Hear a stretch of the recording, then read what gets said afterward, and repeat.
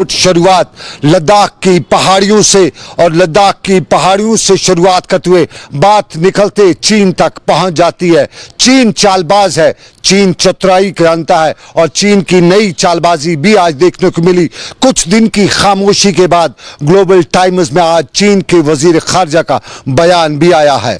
जम्मू कश्मीर और खास तौर पर लद्दाख के हवाले से चीन के ग्लोबल टाइम्स में लिखे गए बयान को मन पढ़ा जाए तो चीन का यही मानना है कि चीन ने 5 अगस्त के फैसले को चीन मानने को तैयार नहीं है। 5 अगस्त 2019 का फैसला, जम्मू कश्मीर को यूटी बनाया गया, लद्दाख को यूटी बनाया गया और चीन के वजीर खारजा ने अपने बयान में लिखा है, ग्लोबल टाइम्स में लिखा है कि China does not recognise the so called UT of Ladakh.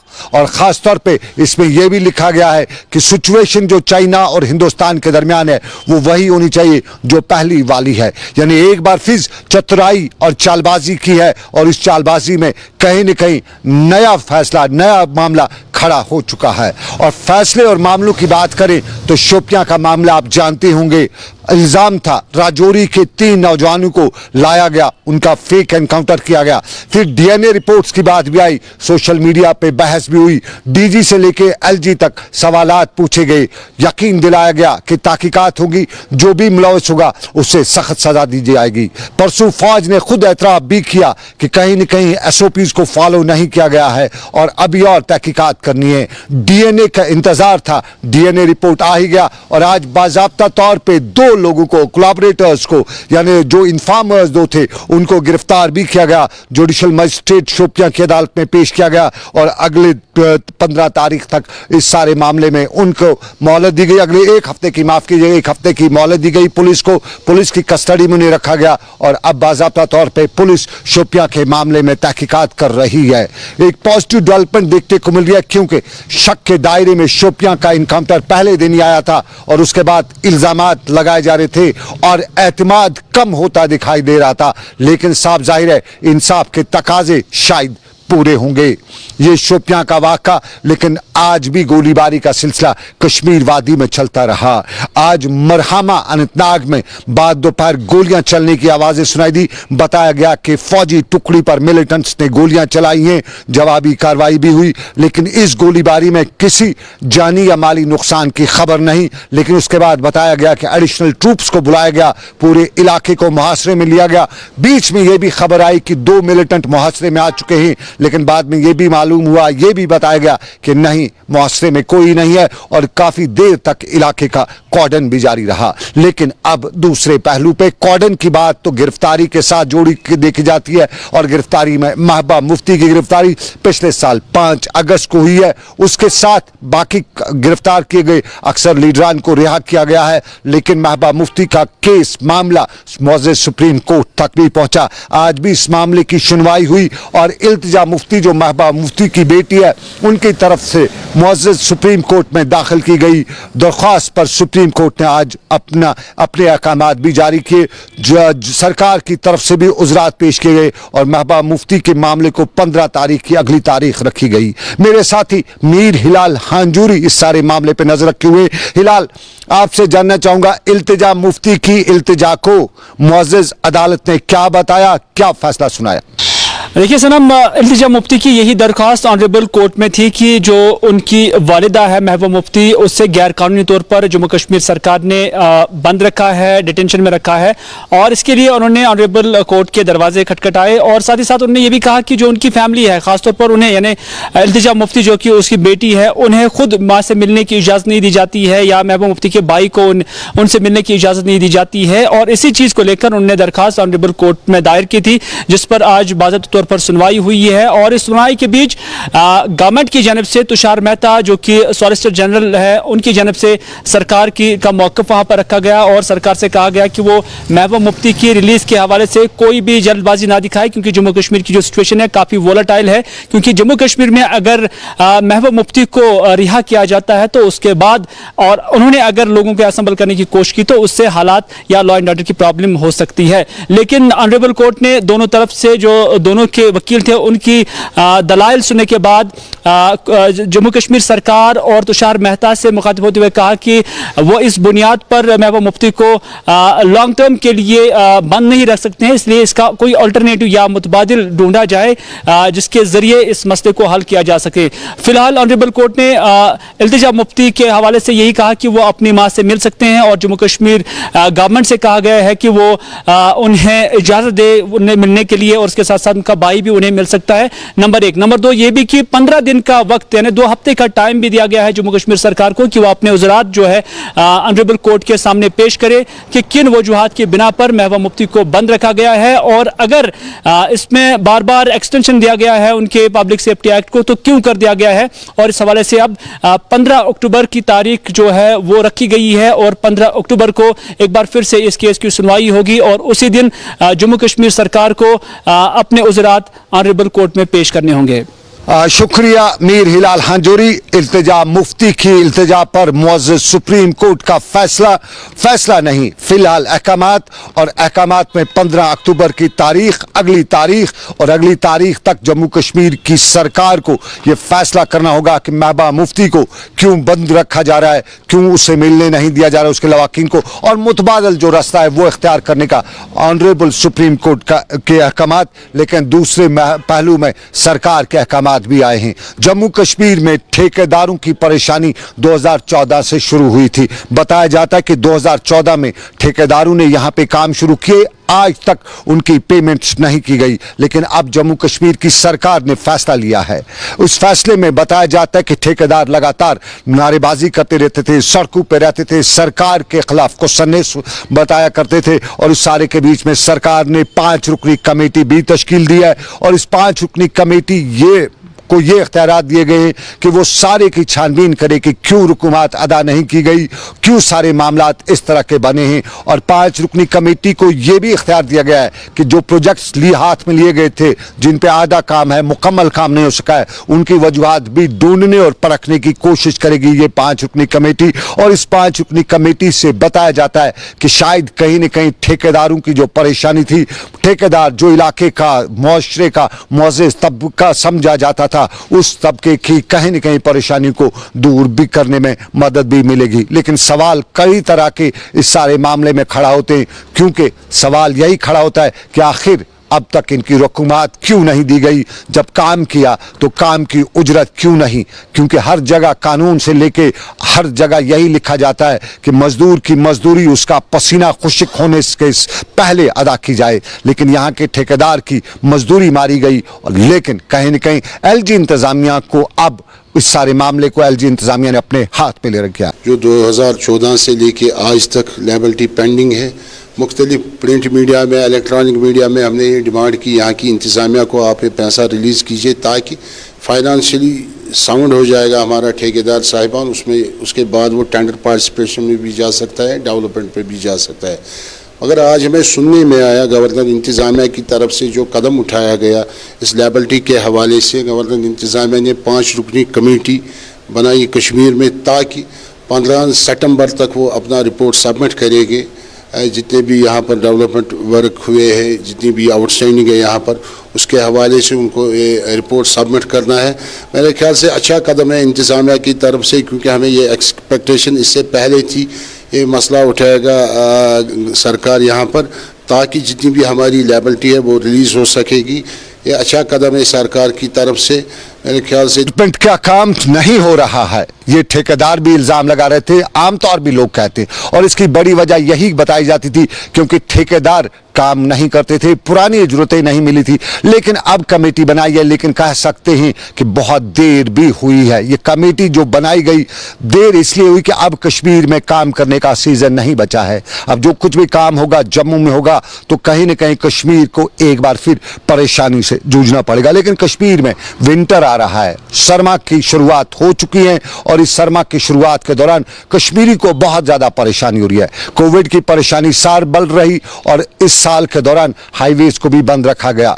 आमतौर पे कश्मीरी इन दिनों एक और परेशानी से परेशान है। ये परेशानी है जम्मू श्रीनगर मुगल शाहरा। इस मुगल शाहरा पर चलने के लिए आम कश्मीरी को जब चलना होगा तो उसको शोपिया के रास्ते जब जम्मू जाना हो पुंछ जाना हो, राजौरी जाना हो, तो पहले पास बनाने के लिए उसे श्रीनगर आना है, श्रीनगर में दफ्तरी खाना पूरी करनी है, उसके बाद जम्मू उसको जाना पड़ेगा, उसको इजाजत मिलेगी और फिर वो शोपियां के रास्ते जम्मू जाएगा। क्या ही अच्छा होता कि अगर शोपियां में ही जिला तरक्याती कमिश्नर या तहसीलदार को ये इख्तियारात दिए जाते ताकि वो इस शाहराह पे सफर करने का इजाजतनामा दे दें ताकि आम लोगों को परेशान न होना पड़े। और यही हाल राजौरी का भी है। राजौरी से कोई कश्मीर आना चाहे तो उसके भी यही पापड़ बेलने पड़ते हैं। पहले उसको जम्मू जाना है, जम्मू से पास बनाना है, उसके बाद वापस आना है। तो ये पास के सिस्टम में आम आदमी को फेल करने की कहीं कोई साजिश तो नहीं है। कहीं कुछ लोग, कोई ब्यूरोक्रेसी में कुछ लोग तो ऐसे नहीं बैठे जो जानबूझ के इस तरह के मसाइल पैदा करें। ये आम लोगों का कहना। लेकिन इसी शाहराह के साथ साथ शर्मा के हवाले से रियासत के एलजी ने आज श्रीनगर में एक आला सतही मीटिंग भी ली, विंटर की तैयारियों का खुलासा और जायजा लिया और इस जायजे के दौरान अफसरान पर जोर दिया कि पानी, बिजली, सड़क तो अपनी जगह पे, लेकिन इंपॉर्टेंट कश्मीर में बिजली की मार रहती है विंटर्स में। जो उनके पास इनपुट्स हैं उसमें बिजली परेशान करती है। तो बिजली के हवाले से उन्होंने ये भी अहकाम किए कि विंटर्स के हवाले से वाफर मिकदार में स्टॉक रखा जाए, उसके साथ साथ बिजली के हवाले से मुस्बत इकदाम उठाए जाए।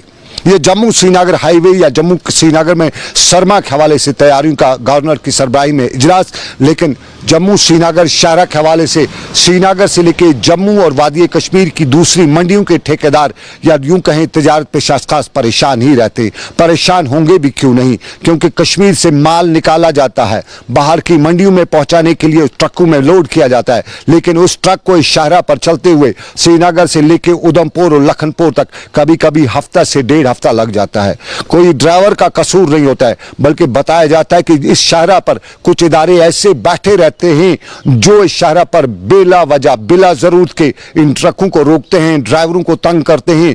और कुछ इल्जामात कई तरह के, कई बार इस तरह के लगे हैं कि माल पानी दिया तो पास, नहीं दिया तो रुक जाओ। और ये रुक जाओ की परेशानी कश्मीर की फ्रूट इंडस्ट्री की कमर तोड़ रही है। सोपोर के फ्रूट मंडी के लोग भी आज यही बात बता रहे थे और बता रहे थे, एलजी तक ये बात पहुंचाते हुए अपील कर रहे थे कि कहीं न कहीं कुछ इदारों में कुछ लोग हैं जो जानबूझकर या जिन्हें मजा आता है लोगों को परेशान करना, और ये परेशानी की वजह से कश्मीर की इकानमी खराब हो रही है।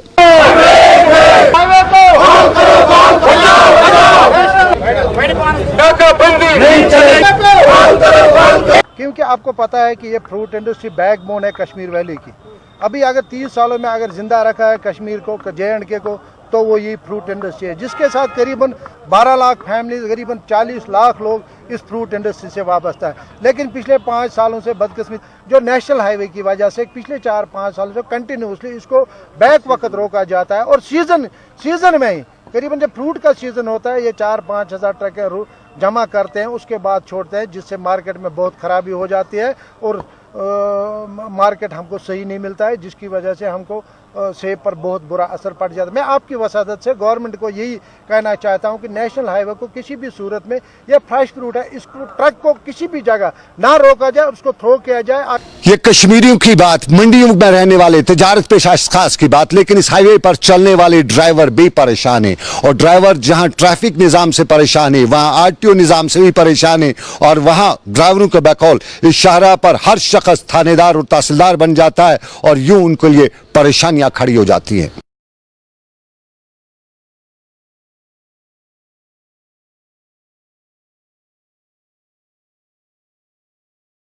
सर काजीगुंड में रुकित 2 दो पे तमाम गाड़ियों में फ्रूट भरित, फ्रूट गसान खराब, ये 2 दह लगे, ये जो वाता लगन 4 दह जनाब, तोत वात यह सोन माल कि यह खराब गसान। पे तत वन नीर सब माल गो खराब, तो भाड़ा वाड़ मिले कि पे किराए तक तोड़ वापस इन खतर गसान दरबदर। ये जन और गाड़, ठुल गाड़, फ्रूट गाड़, तेल गाड़ या ळव गाड़, गंड गाड़, तिम आराम सान जखानी नाकस तक खालान, तिम कुन जाए रुकावान, जखानी नाक पे त्रावान यल, ओड़ माल बंदा असल माल बेलो सत जनाब पे वार। वो गवर्नमेंटस कर अपील की मेहरबानी कर सानी फ्रूट गाड़ त्रोक अपोर कुन। काजीगुंड में इनको रोका जाता है 2 दिन 3 दिन काजीगुंड में रोका जाता है, क्योंकि तब तक ये हमारा जो ये फ्रूट है, सेब है, ये खराब हो जाते हैं, तो आगे जाके मंडियों में हमको रेट्स फिर कम मिल जाते हैं। इसीलिए तो मैं गवर्नर साहब से बार बार ये गुजारिश और अर्ज करता हूँ उनकी खिदमत में कि इसका कोई रास्ता निकाला जाए। कि बात सड़कों की, बात शाहराह की, तो हमारे यहाँ शाहराह पर चलने वाली, सड़कों पर चलने वाला एक बड़ा इदारा कभी हुआ करता था जिससे आम उर्फ आम में J&K state road transport corporation कहा जाता था। स्टेट रोड ट्रांसपोर्ट कॉरपोरेशन को कोविड के दौरान खिदमात अंजाम देने के लिए, बेहतर खिदमात अंजाम देने के लिए कोविड वॉरियर का खिताब भी दिया गया। इस कोविड के साथ साथ इसे एसेंशियल सर्विस का खिताब भी दिया गया और बहुत ही अच्छा काम, मुस्बत काम SRTC डिपार्टमेंट ने इस कोविड के दौरान किया। यूं कहा जाता है कि जम्मू कश्मीर में जब भी कोई मुसीबत हो, आम आदमी, आम ट्रांसपोर्टर गाड़ी सड़क पे नहीं चलाएगा, लेकिन ट्रांसपोर्ट की गाड़ी को चलना पड़ता है, चलाया जाता है। ड्राइवर भी निशाने पर रहता है, खतरे में रहता है और गाड़ी को भी हर वक्त खतरा रहता है। लेकिन ड्राइवर और इस तबके से वाबस्ता, इस आरटी से वाबस्ता मुलाजिम को परेशानियों के अंबारों से गुजरना पड़ता है। पिछले 4 महीने से SRTC मुलाजमीन को तनख्वाह नहीं दी गई है। वो इदारा जो करोड़ों की आमदनी सरकार को देता है, लेकिन मैनेजमेंट का ये हाल कि ड्राइवर और छोटे क्लास 4 से लेके इंजीनियर, उनकी तनख्वाहें मारने में अफसरान यहाँ कोई कसर बाकी नहीं छोड़ते हैं। और अक्सर कहा यही जाता है कि बड़े अफसरान, बड़े डायरेक्टर अपनी तनख्वाहें और तनख्वाहों के साथ साथ बाकी मामला तो कर लेते हैं, लेकिन छोटे मुलाजिम को परेशान होना पड़ता है। अंदाजा कीजिए, जिस शख्स की 4 महीने से तनख्वाह नहीं मिली हो, उसका चूल्हा इस कोविड में कैसे जला होगा। यह अंदाजा कीजिए किन परेशानियों से वो फैमिली गुजरी होगी। और श्रीनगर में आज SRTC के लोग भी यही बात बता रहे थे कि खुदारा इंसाफ के तकाजे आखिर कौन पूरे करेगा। दुनिया भर के मेहनत कशों नहीं है, ये मांग हमारी पूरी हो। RTC मैनेजमेंट, आज हमने जो प्रोटेस्ट किया है मैनेजमेंट के खिलाफ है, उनकी बेहिसी के खिलाफ है, मुलाजिम कश पॉलिसी के खिलाफ है। मैं इस चैनल के थ्रू ऑनरेबल गवर्नर साहब, ऑनरेबल LG साहब और ऑनरेबल चीफ सेक्रेटरी साहब और जो हमारे कमिश्नर सेक्रेटरी साहब है, उनसे कहना चाहता हूं, आप मुझे बताएं, आपने जब ये कोविड शुरू हुआ, आपने इस डिपार्टमेंट को डिक्लेयर किया एज एन एसेंशियल सर्विस और हमसे काम भी लिया एज एसेंशियल सर्विस डिपार्टमेंट। हम कोविड में दिन रात हमारी गाड़ियां, चाहे कोविड पेशेंट हो, चाहे डॉक्टर हो, चाहे मेडिकल से वाबस्ता स्टाफ हो, चाहे राशन की तकसीमकारी हो, जो कोई भी चीज़ थी रियासत में, यहाँ UT में, वो सारा ट्रांसपोर्ट नहीं किया। लेकिन क्या वजह है, एसेंशियल सर्विस होने के बावजूद भी हम 4 महीनों से तनख्वाह नहीं है। मैं गुजारिश करना चाहता हूँ कि भाई आप एक समय में ही इसका फैसला ले लो। और अब बात करते हैं Mohammad Akbar Lone, National Conference leader की, member parliament North Kashmir Mohammad Akbar Lone. और आज बारामूला का उन्होंने दौरा करते हुए वहां तामीर और तरक्की का जायजा भी लिया, यहां अफसरान की मीटिंग भी बुलाई, जमीनी हकायक को जांचने और परखने का मौका भी मिला। मोहम्मद अकबर लोन नॉर्थ कश्मीर के मेंबर पार्लियामेंट हैं और नॉर्थ कश्मीर के मुख्तलिफ इलाकों की तामीर और तरक्की के हवाले से आज उन्होंने बारामूला में एक मीटिंग के दौरान जायजा लिया।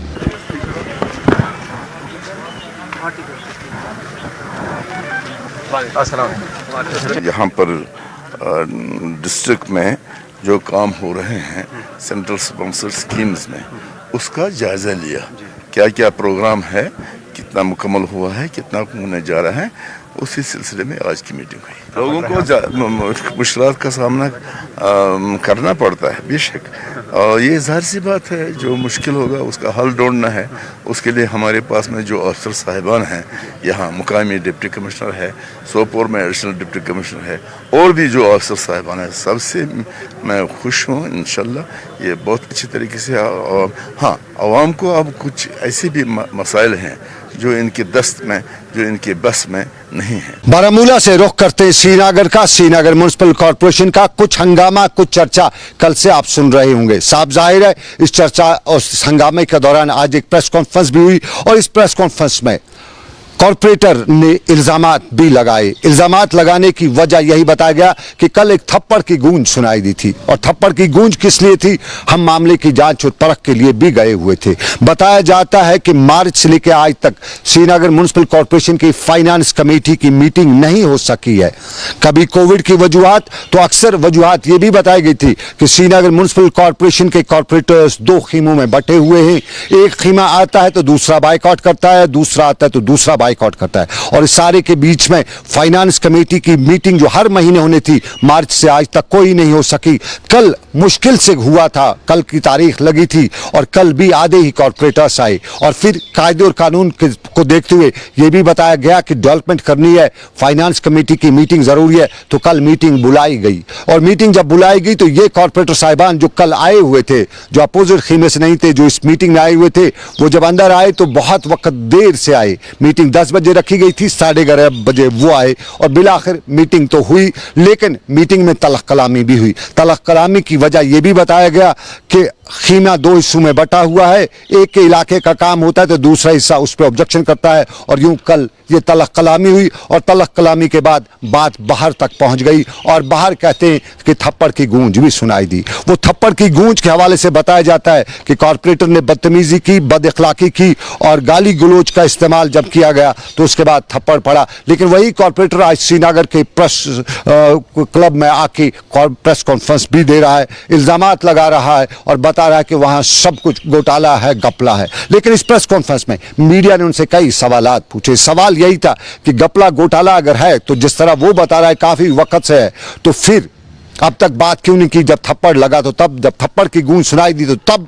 लेकिन इसके साथ साथ ये भी बताया गया कि जो ये मामला है, इस मामले में इनका आपस का मामला है और ये एक दूसरे को नीचा दिखाने के लिए इस तरह की कार्रवाइयां करते हैं जिससे अक्सर आम लोगों को परेशान भी होना पड़ता है। इस सारे के बीच में एक और कॉरपोरेटर जो इसी म्युनिसिपल कॉरपोरेशन का है, उससे भी हमारी बात हुई और हमने वहां पर भी देखा कि वो लोग भी इससे अलग थे इस प्रेस कॉन्फ्रेंस से, और इस प्रेस कॉन्फ्रेंस को वो उसकी इंडिविजुअल प्रेस कॉन्फ्रेंस बता रहे थे। दानिश कॉरपोरेटर, और जब हमने उनसे बात की तो उन्होंने बताया कि रिजू की प्रेस कॉन्फ्रेंस सिर्फ रिजू की प्रेस कॉन्फ्रेंस है, दानिश या दूसरे कॉरपोरेटर उसके साथ नहीं है। पर्सनल मामले को लेकर अब वो कहीं न कहीं और से है। और इसके साथ साथ ट्रेडर्स भी श्रीनगर म्युनिसिपल कॉरपोरेशन के दफ्तर आज पहुंचे थे, बाहर भी यही बता रहे थे और कई तरह के इल्जामात कॉरपोरेटर्स पे लगते थे। उनकी क्रेडिबिलिटी पर सवाल उठाए जा रहे थे और सवाल ये भी उठाए जा रहे थे कि आखिर ये कितनी मनमानियां करेंगे, क्योंकि हॉर्स ट्रेडिंग के इल्जामात इन पे लगे हैं, श्रीनगर म्युनिसिपल कॉरपोरेशन में करप्शन के इल्जामात इन पे लगे हैं। और कहा यह भी जाता है कि जब तक नहीं किसी चीज को इवेट करें